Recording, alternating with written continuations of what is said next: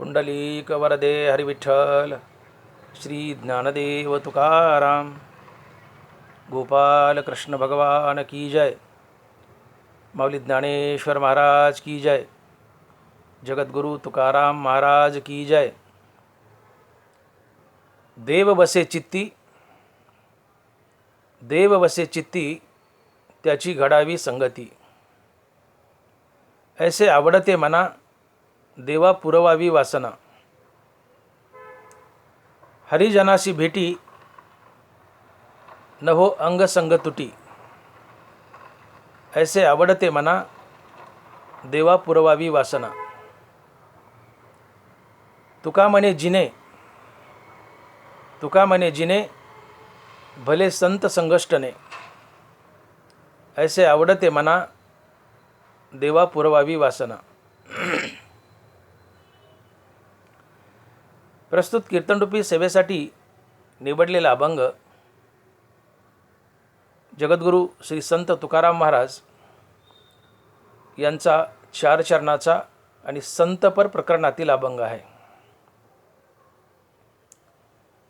तुकोबाराय म्हणतात, देव वसे चित्ती त्याची घडावी संगती। देव वसे चित्ती त्याची घडावी संगती। तुकोबारा या अभंगातून देवाकडे एक मागणं मागतायत, अर्थात संगती मागतायत। तुकोबारा देवाकडे कुणाची संगती मागतायत? तर ज्याच्या चित्तात देव वास करतो त्याची मला संगती घडावी, त्याची मला संगती घडावी। देवा, ज्याच्या चित्तात देव येऊन राहतो, ज्याच्या चित्तात देव कायमचं वास्तव्य करतो, अशा पुरुषाची मला संगती लाभावी। देव वसे चित्ती त्याची घडावी संगती। ज्याच्या चित्तात देव वास करतो त्याची मला संगती लाभावी, असं मागणं तुकोबारा देवाकडे करतायत। मग देव कोणाच्या चित्तात वास करतो? तर देव संतांच्या चित्तात वास करतो। कशावरून? ज्ञानोबारायाची साक्ष देत आहेत। ज्ञानोबाराय लिहित आहेत, जयाचे चोखट मानसी मी होऊन असे क्षेत्र संन्यासी। जया निजल्या ते उपासी वैराग्य गा। जयाचे चोखट मानसी मी होऊन असे क्षेत्र संन्यासी। ज्यावेळेस ज्ञानोबाराय अर्जुनाला 9व्या अध्यायात म्हणतायत की हे असोत वायानी काय या मूर्खाशी बोलणी, ते जाऊ दे म्हणले मूर्खाचं, ऐक तू साधू कथा। तर साधू कथा ऐक म्हटले ज्ञानोबाराय, आणि तिथं ज्ञानोबाराय पहिली ओळी टाकतायत की जयाचे चोखट मानसी मी होऊन असे क्षेत्र संन्यासी। जया निजल्या ते उपासी वैराग्य गा।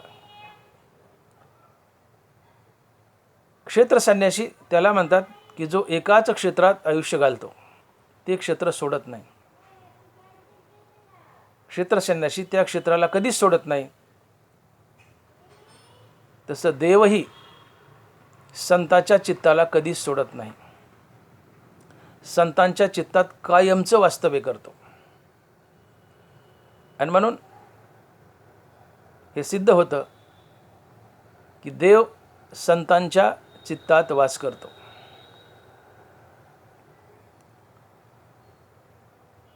देव संतांच्या चित्तात वास करतो याची खूण काय आहे?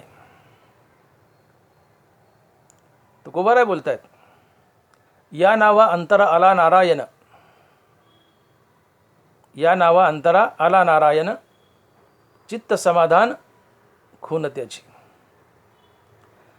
ज्या माणसाच्या चित्तात नारायण राहायला आलाय त्याचं चित्त सातत्यानं समाधानी असतं, किंवा ज्याचं चित्त सातत्यानं समाधानी आहे त्याच्या चित्तात नारायण राहायला आलाय हे सिद्ध होतं. हे अनुमान प्रमाणे. अर्थात जो मनुष्य सातत्यानं समाधानी आहे त्याच्या चित्तात देव राहायला आला हे सिद्ध होतं.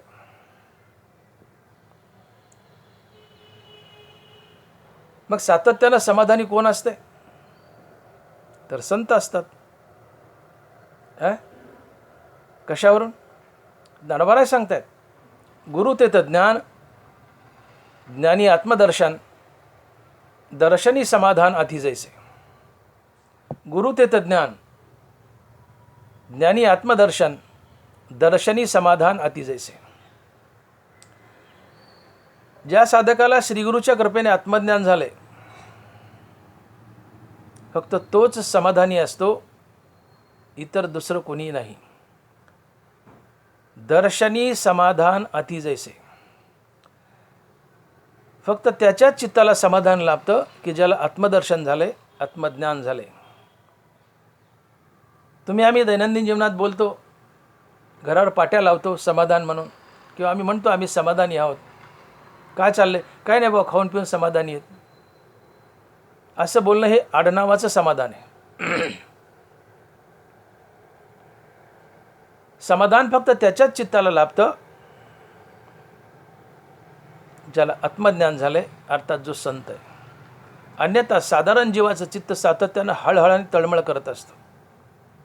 चित्ताची हळहळ सदा तळमळ तुकोबार आहे. कारण जोपर्यंत तुमच्या अंतःकरणात विकार आहेत, वासना आहेत, अहंकार आहे, मी माझा आहे, तोपर्यंत तुमच्या चित्ताची हळहळ आणि तळमळ गेलेली नसते. आणि ज्या चित्तात हळहळ तळमळ आहे ते समाधानी नसते, ते बेचैन असते. आणि मग ज्या अंतःकरणाला विकार सोडून गेलेत, अहंकार सोडून गेलाय, तिथं हळहळ तळमळ नसते आणि ते चित्त कायमचं समाधानी असते. आणि असं कायमचं समाधान फक्त आत्मज्ञानी पुरुषाला लाभतं, फक्त संताला लाभतं. आणि म्हणून फक्त संतच समाधानी असतात, इतर दुसरं कोणीही नाही. आणि मग संत समाधानी आहेत. नारायण तुमच्या चित्तात राहायला आलाय ह्याची खूण काय? तर संत समाधानी आहेत. आणि जो समाधानी आहे त्याच्या चित्तात नारायण राहायला आलाय ही त्याची खूण असते. आणि म्हणून या सर्व गोष्टींनी एकच गोष्ट सिद्ध होती की देव फक्त संतांच्याच चित्तात वास करतो, इतर कोणाच्याही नाही.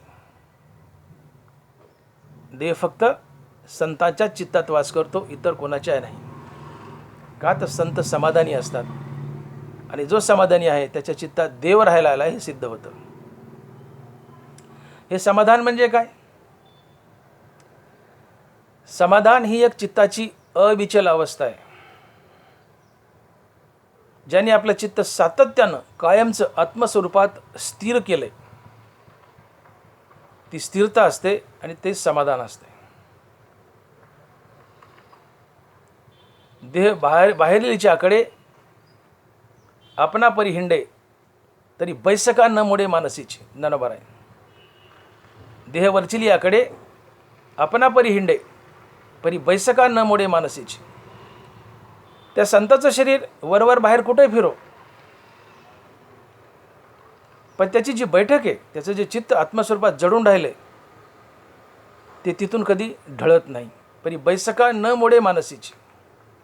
अर्थात ज्याचं चित्त कायमचं आत्मस्वरूपात स्थिर झाले, ती स्थिरता असते आणि ते समाधान असते. ज्याच्या चित्ताला कायमची स्थिरता लाभली तो समाधानी असतो. समाधान ही एक चित्ताची अविचल अवस्था आहे.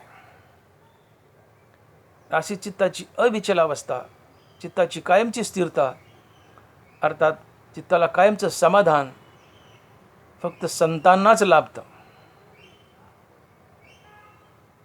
इतर दुसरं कोणाला नाही.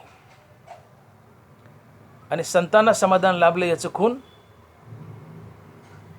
नारायण त्यांच्या हृदयात राहतो किंवा नारायण ज्यांच्या हृदयात राहतो त्याला समाधान लाभतं. ही समाधानाची खूण असते. ज्याच्या चित्तात नारायण राहायला आलाय त्याचं चित्त समाधानी झालंय, किंवा ज्याचं चित्त समाधानी आहे त्याच्या चित्तात नारायण राहायला आलाय हे सिद्ध होतं. आणि मग संतांचं चित्त सदा सर्व काळ समाधानी आहे. आणि याहून सिद्ध होतं की संतांच्या चित्तात नारायण राहायला आलाय. आणि नारायण सदा सर्व काळ ज्याच्या चित्तात राहायला आलाय त्याला तुकोबाराय म्हणतात देव वसे चित्ती. आणि ज्याच्या चित्तात देव वास्तव्य करतो अशा संतांची मला सदा सर्व काळ संगती घडू दे. हे तुकोबाराय अभंगाच्या पहिल्या चरणात देवाकडे मागणं मागतायत. आणि तुकोबाराय लिहित आहेत, देव वसे चित्ती त्याची घडावी संगती. देव वसे चित्ती त्याची घडावी संगती. अर्थात ज्याच्या चित्तात देव वास करतो अशा संताची मला संगती घडावी. हे तुकोबाराय अभंगाच्या पहिल्या चरणात बोलतायत. का बरं? ज्याच्या चित्तात देव कायमचा वास करतो तो संत असतो. आणि अशा संताची संगती मला घडावी अशी तुकोबारायाची इच्छा का आहे? तर याचं कारण सेना महाराज म्हणतात. याचं उत्तर सेना महाराज देत आहेत. महाराज म्हणतायत, संत संगतीने थोर लाभ झाला, मोहनी रसला मायादिकी, घातले बाहेरी काम क्रोध वैरी, बैसला अंतरी पांडुरंग. तुकोबाराय संताची संगती का मागतायत?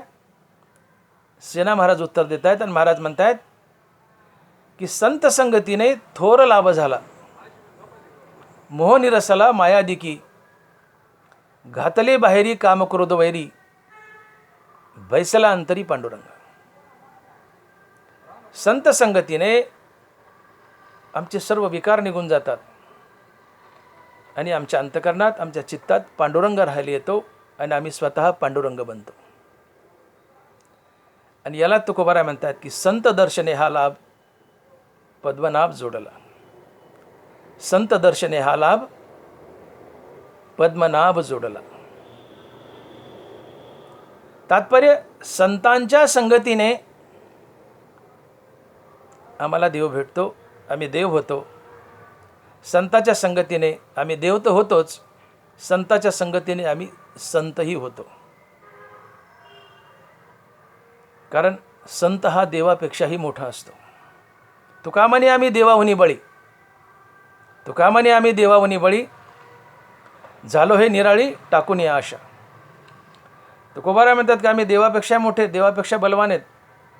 तुका म्हणे आम्ही देवाहुनी बळी, झालो हे निराळी टाकून या आशा. चहु पुरुषार्थ श्री भक्ती जैसी. हरिपद मोक्षपद हा चौथा पुरुषार्थ आहे. संतपद अर्थात भक्ती हा पाचवा पुरुषार्थ आहे. आणि 5 हे 4 पेक्षा मोठं असतं.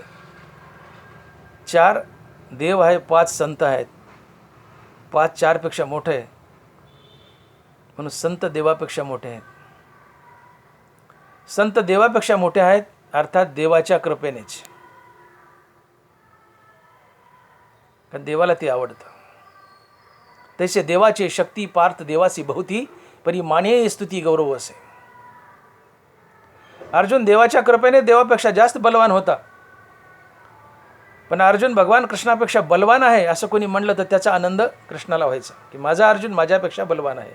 तसे देवाची शक्ती पार्थ देवासी बहुती, परी माने स्तुती गौरव असे. आणि पुत्रे मी सर्वगुणी, जिनावा हे बापा शिराणी, तरी ते शारंग पाणी फळा आली. आपला मुलगा आपल्यापेक्षा वरचढ निघाला, मुलगा बापापेक्षा वरचढ निघाला तर आनंद बापाला होतो. तसं भक्त संत देवापेक्षा वरचढ निघाले तर त्याचा आनंद देवाला होतो. अर्थात संत देवाच्या कृपेनेच देवापेक्षा मोठे असतात. आणि असं देवापेक्षाही मोठं असलेलं संतपद संतांच्या संगतीने प्राप्त होतं. आणि म्हणून तुकोबाराय संत संगतीची अपेक्षा करताय. संत दर्शने हा लाभ पद्मनाभ जोडला. संत संगतीने तुम्ही संतच होता, संत संगतीने तुम्ही पांडुरंग होता. आपणासारखे करीती तात्काळ नाही काळ वेळ तया लागे. तुम्ही संत सानिध्यात गेले की तुम्ही संत झालेच. अर्ध्या निमिषाची संगती जर लाभली संताची तर तुम्ही वैकुंठ जोडता, मोक्ष जोडता. निमिषार्ध संत संगती जोडे वैकुंठ कल्पांती. फार जास्त गरज नाही हो. अर्ध निमिष जर संतांची संगती लाभली तर तुम्ही वैकुंठ जोडता, मोक्ष जोडता.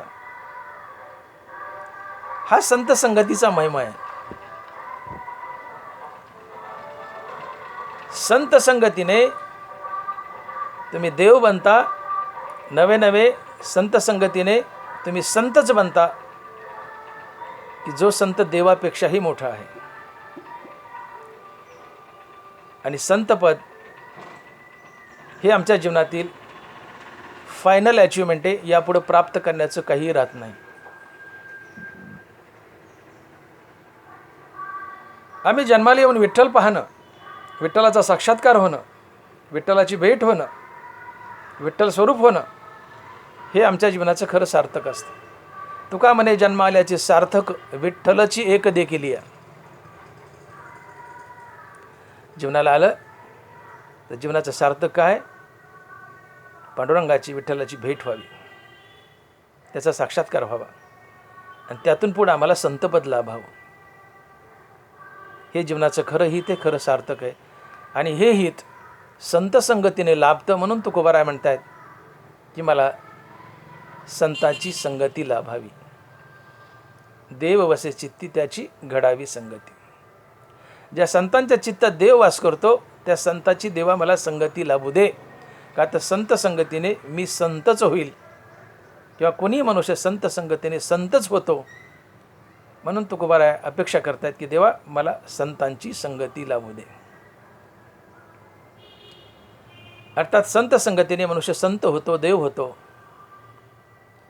दुसरी गोष्ट, संत संगतीने जीवनात सुख येतं. तुमच्या जीवनातून दुःखाची अत्यंतिक निवृत्ती होते आणि परमानंदाची प्राप्ती होते, ज्याला आपण मोक्ष सुख म्हणतो. तुकोबाराय बोलतात की तुका म्हणे मग नय वृत्तीवरी सुखाचे शेजारी पहुडलो. वैष्णवा संगती सुख वाटे जीवा आणि कमी देवा काही नेणे.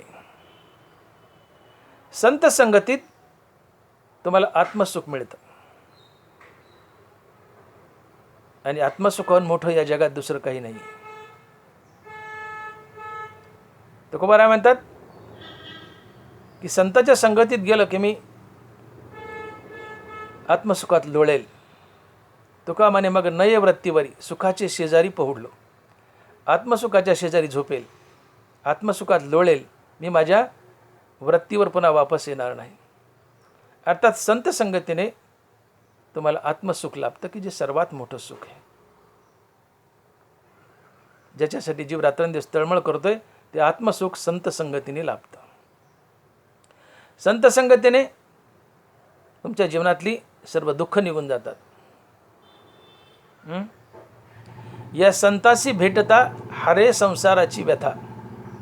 नवरा पापा तापा झाली तुटी, दैन्य गेले उठाउठी. तुकोबाराय संत भेट झाली, संतांची संगती लाभली की तुम्ही संत होता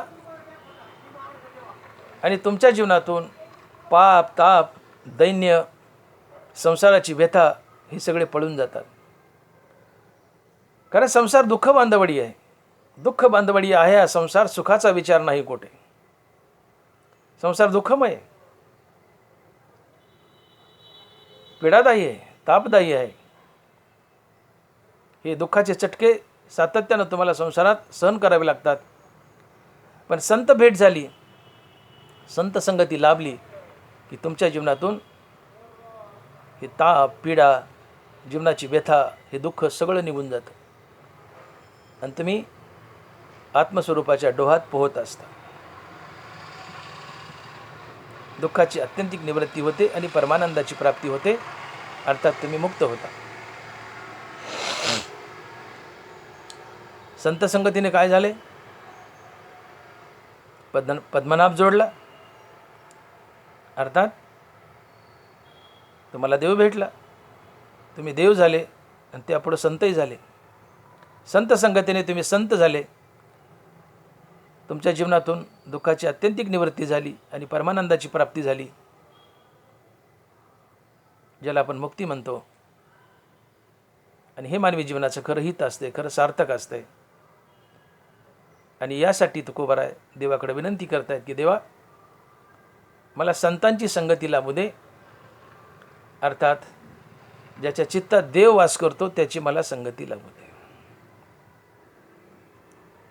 आणि देव फक्त संतांच्याच चित्तात वास करतो, इतर कोणाच्याही नाही.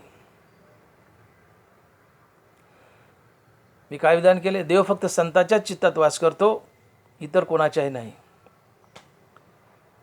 तुम्ही इथं ऑब्जेक्शन घेऊ शकता की डॉक्टर मोठे साहेब, आम्ही तर ज्ञानेश्वरीत असं वाचले की तैसा हृदया माझी मी रामू, असता सर्व सुखाचा आरामू, की भ्रांताशी कामू विषयावरी.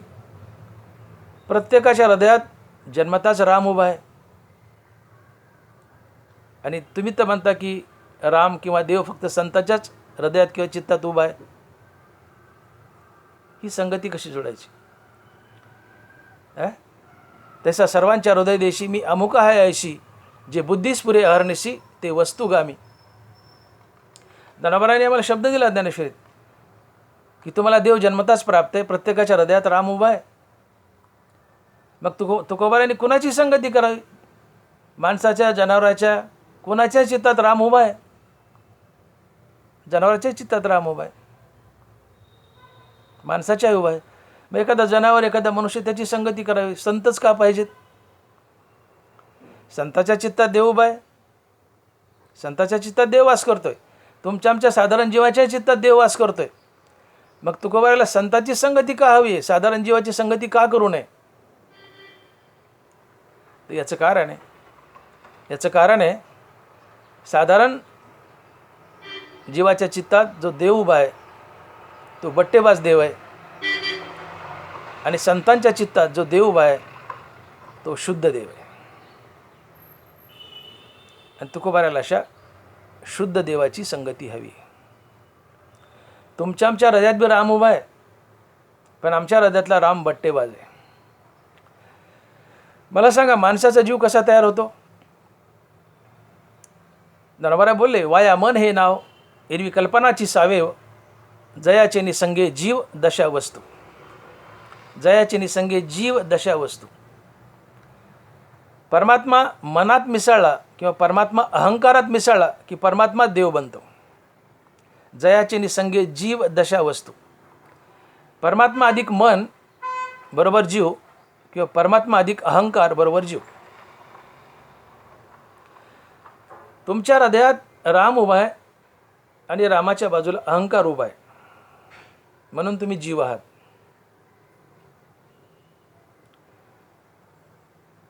दरबारा बोलले, हा परमात्माची परी दुसरा, अहंकार निद्रा निदसुरा, परी स्वप्नीचे ओर भरा संतोष शेने. जीव हा परमात्माच आहे, पण अहंकारात बद्ध आहे, म्हणून तो जीव आहे, तो बट्टेबाज परमात्मा आहे. कारण परमात्मा आणि त्याच्यात अहंकार आहे. हा परमात्माच आहे पण बट्टेबाज आहे. सोनं आहे पण त्यात बट्टा आहे, ते बट्टेबाज सोनं आहे. आधी दैवादिभूत तेही मीच कीर समस्त, परी पंधरे किडाळा मिळत काय साके नो हे. नराबा बोलतायत की आधी दैवादिभूत तीही मीची कीर समजतं. आदिभूत म्हणजे शरीर, आदिदैव म्हणजे हा जीव, मीचे म्हणले. पण शुद्ध सोन्यात बट्टा घातला तर ते बट्टेबाज होतं. तसं हा जीव परमात्मा आहे, पण याच्यात अहंकार घातला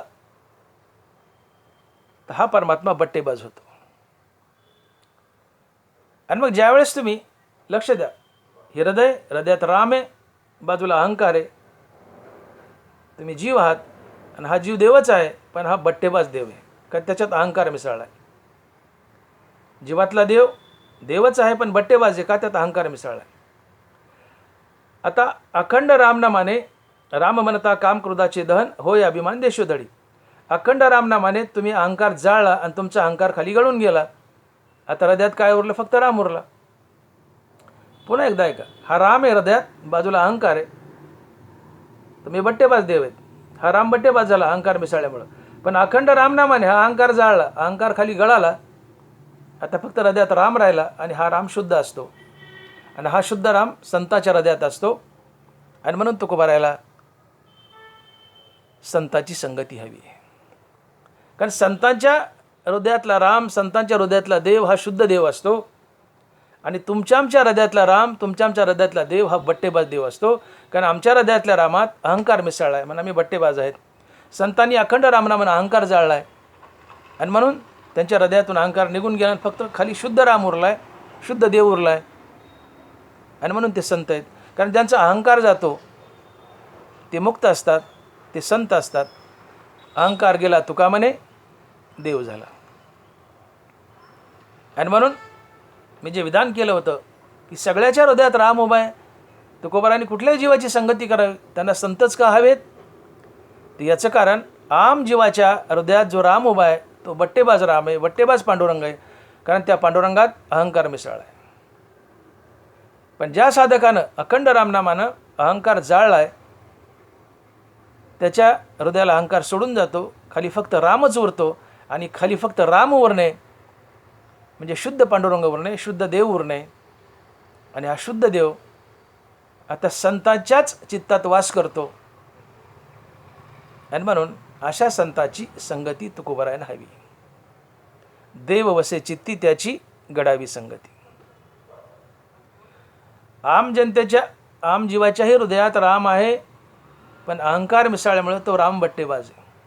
आणि म्हणून तुकोबारायला बट्टेबाज रामाची संगती नको, बट्टेबाज देवाची संगती नको. पण ज्याने रामनामानं अहंकार जाळला आहे, तिथून अहंकार निघून गेला, आता फक्त शुद्ध राम, शुद्ध पांडुरंग उरला आहे. आणि हा शुद्ध पांडुरंग ज्याच्या चित्तात वास करतो ते संत असतात. आणि अशा संतांची तुकोबारायांना संगती हवी आहे. अर्थात जे अहंकार रहित आहेत, जे मुक्त आहेत, जे मुक्तीवर भजनयुक्त आहेत, अशाच्याच चित्तात शुद्ध पांडुरंग वास करतो, शुद्ध देव वास करतो. आणि ज्याच्या चित्तात शुद्ध देव वास करतो त्याची संगती तुकोबारायला हवी. आणि म्हणून तुकोबाराय बोलतात की देव वसे चित्ती त्याची घडावी संगती. देव वसे चित्ती त्याची घडावी संगती. हा देव जीव, हा जीव देवच आहे, पण हा देव प्रकृतीच्या सानिध्यात जातो. दनबारा बोलले किंबहुना आत्मा चौकटू हो नि प्रकृतीचे एकवटू, बांधे प्रकृती धर्माचा पाठू आपण आहे. हृदयात जो राम उभा आहे तो शुद्धच राम आहे, पण तो प्रकृतीचे एकरूप होऊन प्रकृतीचे गुण आपल्यावर ओढतो आणि मी जीव म्हणतो. आणि प्रकृतीचे सगळे विकार या देवात मिसळतात हृदयात असलेले, आणि तो देव बट्टेबाज होतो. मग रामनामान हे प्रकृतीचे विकार जाळून टाकले, अहंकार वगैरे, खाली शुद्ध देव राहतो. शुद्ध देव हा पांडुरंग असतो. आणि मग ज्याच्या चित्तात शुद्ध देव राहतो तो संत असतो, का त्याने अहंकार जाळला आहे. आणि म्हणून शुद्ध देव फक्त संतांच्याच चित्तात वास करतो. आणि म्हणून असा शुद्ध देव ज्याच्या चित्तात वास करतो अशा संताची मला संगती लाभावी, ही तुकोबारायाची देवाकडे मागणी आहे. का संगती लाभावी? तर या संताच्या संगतीने मला पद्मनाभ जोडला जातो. संत दर्शने हा लाभ पद्मनाभ जोडला. संत संगतीने मी देव होतो, नवे नवे मी संत होतो. पांडुरंग माझ्या हृदयात राहायला येतो, मला आत्मसुख मिळतं, माझ्या जीवनातून दुःखाची आत्यंतिक निवृत्ती होती. असे अनेक अनेक फायदे संत संगतीने लाभतात. ते सांगण्यासारखे नाहीत. अनेक फायदे संत संगतीचे, मी मोजके सांगितले, अनेक फायदे आहेत. आणि या कारणामुळं तुकोबारायाला संत संगती हवी. आणि म्हणून महाराज म्हणतात की देव वसे चित्ती त्याची घडावी संगती. आता पुढे असा प्रश्न उभा राहतो की तुकोबाराय संत संगती मागतायत, तर संत संगती एवढी सोपी आहे का? जगात तुम्हाला काही मिळेल, पण संत संगती मिळणार नाही. का? तर बहु अवघड आहे संत भेटी. बहु अवघड आहे संत भेटी. तुकोबाराय तो महात्मा धनुर्धरा दुर्लभवती. ज्ञानावर आहे. जगात काही भेटेल पण संत भेटणार नाहीत. शेकडो वर्षात एखादा संत जन्माला येतो. हो, मी तर म्हणतो तुकोबारायाचे शिष्य निळोबाराय यांच्यानंतर या महाराज भूमीत संतच नाही आहे. आणि ज्याला तुम्ही संत म्हणतात ते तुम्ही मानलेले संत आहेत, तुम्ही समजलेले संत आहेत, किंवा त्यांनी स्वतः समजलेले संत आहेत, आड नावाचे संत आहेत, टोपण नावाचे संत आहेत. संतच नाही आहेत. संत कोणाला म्हणतात? की ज्याच्याजवळ विवेक वैराग्य आहे, भावयुक्त भक्ती आहे. ज्याच्याजवळ भावयुक्त भक्ती आहे, विवेक वैराग्य आहे, ज्याला श्रीगुरूच्या कृपेने आत्मज्ञान झाले, जो मुक्त आहे, जो मुक्तीवर भजनयुक्त आहे, ज्याने प्रत्यक्षात पांडुरंग पाहिला आहे आणि पांडुरंगाने ज्याची चाकरी केली आणि ज्याच्या चित्तात शुद्ध पांडुरंग राहायला आला आहे, फक्त तोच संत असतो, इतर दुसरं कुणी नाही. ज्याच्या चित्तात शुद्ध पांडुरंग, ज्याच्या चित्तात शुद्ध देव वास करतो, फक्त तोच संत असतो, इतर दुसरं कुणी नाही. आणि ज्याच्या हृदयात, ज्याच्या चित्तात शुद्ध देव वास करतो, त्याची संगती तुकोबारायाला हवी. देव वसे चित्ती त्याची घडावी संगती. तुकोबारायाला अशुद्ध देवाची संगती नको. आमच्या हृदयात अशुद्ध देव आहे. हृदयात राम आहे, बाजूला अहंकार आहे, हा अशुद्ध राम आहे. पण रामनामानंच अहंकार जाळला, खाली शुद्ध राम उरला, आम्ही संत झालो. अहंकार गेला, तुका म्हणे देव झाला. ज्यांनी अहंकार मारलाय आणि शुद्ध राम हृदयात साठवलाय किंवा मागे ठेवलाय, तो संत असतो. आणि अशा संताची तुकोबारायांना भेट हवी. देव वसे चित्ती त्याची घडावी संगती. पण असे संत अतिशय दुर्मिळ आहेत. जसं परीस दुर्मिळ आहे, अमृत दुर्मिळ आहे, तसं संत भेट दुर्मिळ आहे. मग संत जर दुर्मिळ आहेत, तर मग तुकोबाराय तर संत भेट मागतायत, संगती मागतायत, म्हणजे संत आणायचे कुठून? आणि सत्य, थोर प्रेमाचा भुकेला हाची दुष्काळ येतं याला. संत देवाला सुद्धा दुर्मिळ आहेत. देव तरसतो संत भेटीसाठी, कारण देवाची सर्वात आवडती वस्तू काय विश्वात? तर ते संत आहेत. देवाला सर्वात जास्त आवडतं ते संत आवडतात. जे प्रेमळाचे साकड आमचे घरी ज्ञानोबाराय. थोर प्रेमाचा भुकेला हाची दुष्काळ तयाला तुकोबाराय. देवाच्या घरी दुष्काळ आहे तो थोर प्रेमाचा, की जे संत देवावर थोर प्रेम करतात. अर्थात या जगतात संतांचा दुष्काळ आहे. काही मिळेल पण संत मिळत नाहीत. तुकोबाराय तर संताची संगती मागतात. इथं देवाला संत मिळत नाही, तर तुकोबारायला संत कुठून आणून द्यायचा देवाने?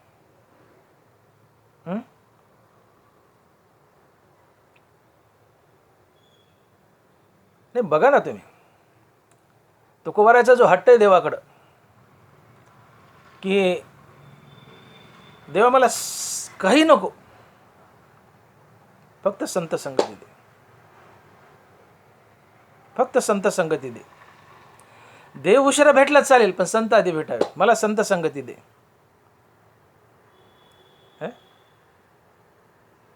अहो, ज्ञानोबाराय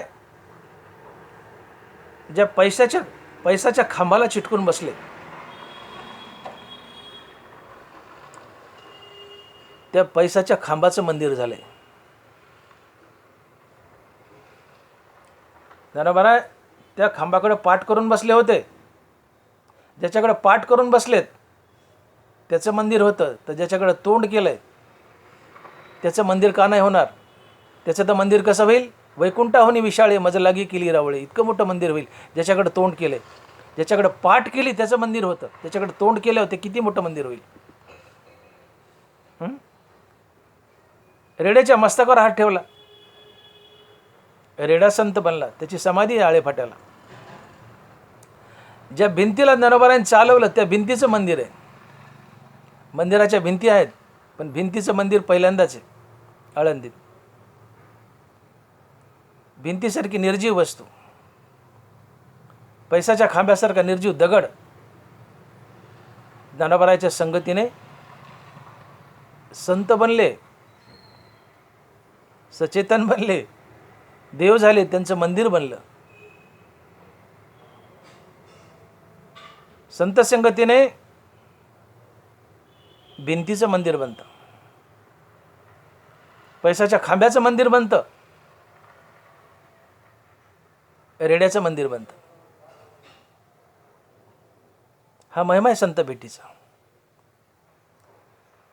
आणि म्हणून ज्या निर्जीव दगडाचं, ज्या निर्जीव भिंतीचं मंदिर बनतंय, तर आमच्यासारख्या सजीव माणसाला संताची संगती लाभली तर आमचं जीवन धन्य होईल. आम्हाला काय मिळणार नाही, आम्हाला सगळं काही मिळून जाईल. आणि संत संगतीने सगळं मिळतं, आणि फक्त संत संगतीनेच मिळतं. आणि म्हणून तुकोबारायला संतांची संगती हवी आहे. पण प्रश्न असा आहे की संत संगती अतिशय दुर्मिळ आहे. मी बोलून गेलो, जगात काही मिळेल पण संत भेटायचे नाहीत. बहु अवघड आहे संत भेटी. मग आता संत भेटणारच नाही तर मग आमची इच्छा काय अपुरीच राहील का? शेकडो वर्ष जर संत मिळालाच नाही, भेटलाच नाही, तर आमचं आयुष्य तर संपून जाईल. मनुष्य 100 वर्ष जगतो, मृत्यूलोकी मानावा शतवर्षजी गोविंदा नाथ महाराज. शेकडो वर्षात एखादा संत येतो, आणि त्या शेकडो वर्षात आमचं आयुष्य 100 वर्ष संपून गेलं, तर आम्हाला संत भेटणार नाही का? जरूर भेटेल. हो. ज्याच्या चित्तात शुद्ध देव वास करतो तो संत असतो. आणि अशा संताची तुकोबाराय अपेक्षा करतात की या संताची मला संगती लावावी. मग संत सोडून इतरांच्या चित्तात देव वास करतच नाही का? अर्थात मी शुद्ध देव बोलतोय, अशुद्ध देव तर सगळ्याच चित्तात वास करतो. शुद्ध देव फक्त संतांच्या चित्तात वास करतो. तर असा शुद्ध देव संत सोडून इतर कोणाच्या चित्तात वास करतो का? तर ज्ञानोबाराच्या ओव्याचा आधार घेऊन मी उत्तर देतोय हो. मी उत्तर देतोय हो. तुकोबाराय, ज्ञानोबाराय यांच्या चरणाचा आधार घेऊन मी बोलतोय हो. संतांच्या चित्तात शुद्ध देव वास करतो, तसं इतरही कुणाच्या तरी चित्तात शुद्ध देव वास करतो, याची साक्ष ज्ञानोबाराय तुकोबाराय दोन्ही देत आहेत. तुकोबारायच बोलतात की सर्व काळ नामचिंतन मानसी, समाधान मनासी समाधी हे. ज्याच्या चित्तात, ज्याच्या मुखात सातत्यानं भगवंताचं नाम आहे, तो समाधी अवस्थेत जगत असतो आणि तो समाधानी असतो. आणि जो समाधानी असतो त्याच्या चित्तात नारायण राहायला आला ही त्याची खूण असते, किंवा नारायण ज्याच्या चित्तात राहायला आलाय तो समाधानी असतो. आणि सहजच सिद्ध झालं की नित्य नामधारकाच्या चित्तात देव राहायला येतो. मुद्दा असा छेडला मी की शुद्ध देव फक्त संताच्या चित्तात वास करतो, संत सोडून इतराच्या कोणाच्या चित्तात वास करतो का? तर हो. तुकोबाराय बोलतात की सर्व काळ नामचिंतन मानसी, समाधान मनासी समाधी हे. मी बोललो की जो सातत्यानं समाधानी त्याच्या चित्तात नारायण राहायला आलाय, म्हणजे त्याच्या चित्तात देवानं वास केलाय. आणि मग सतत समाधानी कोण आहे? तर नित्यनामधारक. सर्व काळ नामचिंतन मानसी, समाधान मनासी समाधी हे. ज्याच्या मुखात सातत्यानं रामनाम आहे तो समाधानी, आणि जो समाधानी आहे त्याच्या चित्तात नारायण राहायला आला ही त्याची खूण आहे. याचाच अर्थ असा होतो की नित्य नामधारकाच्या चित्तात देववास करतो. तनवारा बोलले, तुझे नामची कोणी एके वेळे, जयाचे मुखाशी का काना मिळे, तयाच्या हृदया सांडूनी पळे भेदची साच. देवा, ज्याच्या मुखात तुझं नाम कायमचं स्थिरावले, त्याच्या हृदयाला द्वैत अर्थात भेद केव्हाच सोडून जातो. तुझे नामाची कोणी एके वेळे, जयाचे मुखाशी का काना मिळे, तयाच्या हृदया सांडोनी पळे भेदची साच. जो नित्य नामधारक आहे, त्याच्या मुखात सातत्यानं देवाचं नाम स्थिरावले, त्याच्या हृदयाला भेद अर्थात द्वैत केव्हाच सोडून जातं. तो अद्वैतात जगतो. आणि जो अद्वैतात जगतो तो एक प्रकारचा साधूच असतो. साधूच असतो. ज्ञानोबा बोलले की सुवर्णमणी सोनिया का कल्लोळ जैसे पानिया, तैसे मज धनंजया शरण येतो. सोनं होऊन सोन्याला शरण जावं, सोन्यात मिसळता येतं. पाणी होऊन पाण्याला शरण जावं, पाण्यात मिसळता येतं. तुम्ही तेल बनले आणि पाण्याला शरण गेले तर पाण्यात मिसळता येत नाही. तुम्ही तेल पाण्यात वता, तेल पाण्यावर तरंगतं. कारण तेल पाण्यापेक्षा हलकं आहे. गुरुजींनी प्रश्न विचारला की पुरानो, तेल पाण्यापेक्षा हलकं आहे, तेल पाण्यावर तरंगतं, मग तेलापेक्षा हलकं काय? पोरं म्हणले भजे. पोरं म्हणले भजे, कारण भजे तेलावर तरंगतात. विनोदाचा भाग सोडा. तेल पाण्यापेक्षा हलकं आहे, तेल पाण्यात वतलं तर तेल पाण्यावर तरंगतं, मिसळत नाही. मग तेल होऊन पाण्याला शरण गेले तर पाण्यात मिसळता येत नाही. पाणी होऊन पाण्याला शरण जा, पाण्यात मिसळता येतं. तसं देव होऊन देवाला शरण जा, देवात मिसळता येतं. आणि म्हणून ज्ञानोबा म्हणतात की जीवित वेची असे जे आणि मजही शरण रेगी जे, धिग्ग या बोली न लजे प्रज्ञा केवी. म्हणजे तुमच्या बुद्धीला काही लाज वाटत नाही का? तुम्ही जीवरूपात आहात, विकारात आहात, अहंकारात आहात आणि देवाला शरण निघाले, तुम्हाला देव कसा भेटेल? काम क्रोध लोभ घेऊन या संगे परमार्थाशी निघे तोची मूर्ख. तुकोबार आहे. काम क्रोध नावाचे किंवा इतर सगळे विकार सोबत घेतले आणि परमार्थाला निघाले, देवात मिसळायचं म्हणतात. तुमच्या बुद्धीला लाज वाटत नाही म्हणले? जीवित्वेचे असे जे मजही शरण रिगीजे, धिग्ग या बोली नलजे प्रज्ञा किवी. अर्थात विकार घेऊन देवाला शरण गेलं तर देवात मिसळता येत नाही. विकार टाकून जर देवापुढे उभे राहिले तर देवात मिसळता येतं. पाणी होऊन पाण्याला शरण जा, पाण्यात मिसळता येतं. देव होऊन देवाला शरण जा, देवात मिसळता येतं.